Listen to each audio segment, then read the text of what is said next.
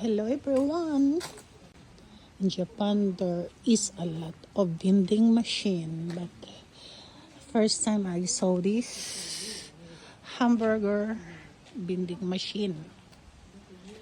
Ultra Bamburger. Look at this.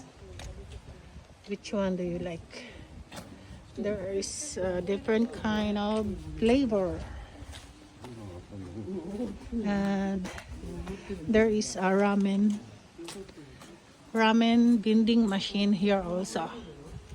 You can select the different kind of flavor. There's salt with soy sauce and tonkotsu ramen. I don't know what's it called, tonkotsu ramen.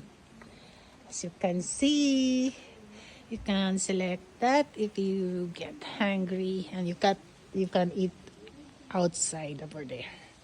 Thank you for watching, guys, and see you to my next short vlog. And please don't forget to like and share. Spread love. And here, if you want to buy a juice or coffee, water, different kind of melon soda, you can buy here also.